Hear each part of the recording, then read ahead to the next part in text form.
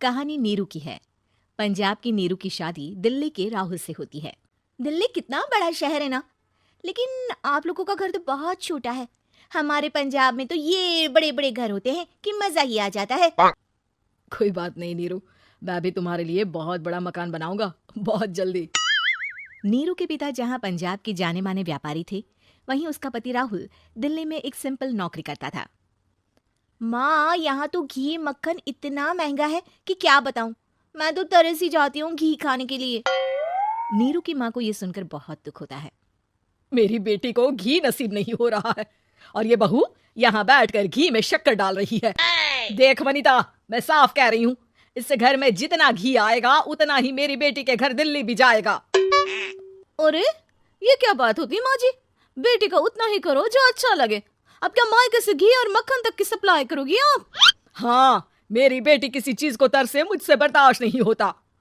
अब क्या था, नीरू के मायके में 2 किलो घी आता तो 2 किलो दिल्ली जाता नीरू के पास। एक दिन, माँ बड़ी गर्मी पड़ती है दिल्ली में। इस घर में तो एक ही एसी है और वो भी ड्राइंग रूम में। सारा परिवार एक ही कमरे में सोता है। हाँ बेटा, वो तो हर घर की कहानी है। यहाँ भी एक ही एसी है। अरे बिल इतना आता है कि क्या बोलूं। तभी वहां राकेश आ जाता है। माँ, थोड़ी देर में यहाँ कुछ प्लम्बर आएंगे मेरे कमरे में एसी लगाने, जरा ध्यान से लगवा देना ना माँ। ओए, ऐसे कैसे तेरे कमरे में एसी लगेगा? हाँ हाँ राकेश, एक बार बात तो कर लेता। अरे पापा, वो वनिता को गर्मी में नींद नहीं आती। ड्राइंग रूम में सबके साथ सोने में वो अनकंफर्टेबल है, इसलिए। अरे पूरे परिवार के साथ वहाँ तेरी बहन नीरू भी तो सोती है, वो नहीं हो रही क्या अनकंफर्टेबल? समझ रहा है ना? अगर एसी लगेगा तो एक दिल्ली में तेरी बहन के कमरे में भी लगेगा, तभी तू लगा सकेगा। राकेश वनिता को सारी बात बताता है। वनिता करती भी क्या, मन मार कर बैठ जाती है। माँ, ये लोग ठीक नहीं है, क्या करूं मैं? अरे बेटी, यहाँ आ जा, तू यहाँ आकर रह ले। अरे छोड़ दे ऐसे पति को। कैसे छोड़ दूं माँ? समाज क्या कहेगा, लोग क्या कहेंगे? वैसे भी मेरा एक बेटा है मयंक। अरे हटा बेटा, तेरी उम्र ही क्या है, इतनी परेशान रहेगी तो काम कैसे चलेगा। खैर, बात आई गई हो जाती है। माँ को लगता है कि नीरू ठीक है, तो वहीं नीरू के मन में एक ही लाइन चल रही होती है, यहाँ आ जा। माँ ने तो बोल ही दिया है कि यहाँ आ जा। बस मयंक थोड़ा सा बड़ा हो जाए, इन गरीबों को छोड़कर मैं वापस माँ के पास ही चली जाऊंगी। वो इसी सोच में बाजार में चल रही थी कि मैम, आपका दुपट्टा जमीन को छू रहा है। नीरू जैसे ही उस लड़के की तरफ देखती है, देखती ही रह जाती है। हाय रे, कितना सुंदर लड़का है ये। अब क्या हुआ? मैंने कहा आपका दुपट्टा। तो खुद ही उठाकर दे दो ना।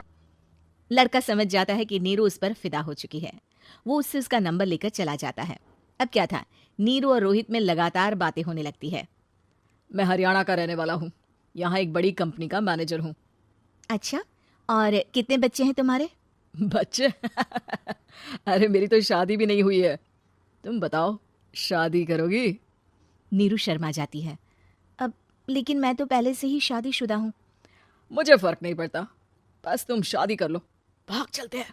बहुत पैसे वाला हूँ मैं, हमेशा खुश रखूंगा तुम्हें। नीरू रोहित से मिलकर सारा प्लान बना लेती है और फिर एक दिन घर से भाग जाती है। दोनों शादी कर लेते हैं। शादी के बाद, क्या बात है नीरू, तुम्हें परेशान सा देखता हूँ, सब ठीक तो है ना? हाँ हाँ, सब ठीक है।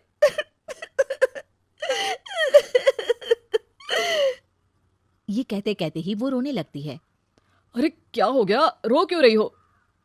मैंने तुमसे एक बात छुपाई है और वही बात अब मुझे परेशान कर रही है। रोहित, मेरा एक बेटा भी है, उसका नाम मयंक है। क्या बात कर रही हो? ये तुमने मुझे पहले क्यों नहीं बताया? देखो नीरू, मेरी माँ को मैंने ये नहीं बताया है कि तुम शादीशुदा हो। बच्चा मैं मैनेज नहीं कर पाऊंगा। नीरू को समझ में नहीं आता कि वो क्या करे। तुम उस बच्चे को अपनी माँ को क्यों नहीं दे देती? नीरू चुपके से माँ को फोन करती है। माँ, क्या मयंक को तुम रख सकती हो? बेटा, मैं राकेश के साथ बात करती हूँ, आखिर घर का बेटा वही है, जो वो बोलेगा। वैसे भी बेटा, तूने जो किया है ना, उसके बाद से पूरा घर तेरी बुराई कर रहा है। मैं भी अब किसी से तेरे लिए लड़ नहीं सकती। राकेश बेटा, नीरू ने तो जो किया बहुत ही बुरा किया, लेकिन मैं सोच रही थी कि क्यों ना मयंक को हम यहाँ ले आए। तभी वनीता बोल पड़ती है। वाह जी, ऐसे कैसे यहाँ ले आए? यहाँ क्या भंडारा भरा है? और जिस बच्चे की माँ ने नहीं सोचा उसके लिए हम क्यों सोचे? नीरू को एक बार तो अपने बच्चे के बारे में सोचना चाहिए था ना।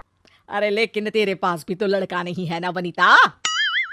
माँ, वनीता ठीक बोल रही है। कल को वो बड़ा होकर इसी घर का हिस्सा मांगेगा तो हम क्या करेंगे? माँ कहती भी तो क्या, वो चुप रह जाती है। वहीं नीरू का पहला पति कहता है, माँ, अगर आज भी वो वापस आ जाए तो मैं उसे माफ कर दूंगा। बेटा, गरीबी चीज ही ऐसी है, क्या करेगा? तू तो अब मयंक का सोच। वो बेचारा तो बिना माँ का हो गया। मयंक के खातिर तू दूसरी शादी कर ले बेटा। लोगों के लाख समझाने के बाद नीरू के पहले पति की शादी रिद्धि से हो जाती है, जिसके पहले पति से 2 बच्चे होते हैं। देखो जी, मैंने शादी सिर्फ बच्चे के खातिर की है। मैंने भी शादी सिर्फ बच्चों के खातिर की है। वहीं नीरू के दूसरे पति के मन में ये बात घर कर जाती है कि नीरू एक मासूम बच्चे को उसके खातिर छोड़ कर आई है। अब देखो नीरू, मुझे लगता है कि जो औरत अपनी कोख का बच्चा छोड़ सकती है वो तो कुछ भी कर सकती है।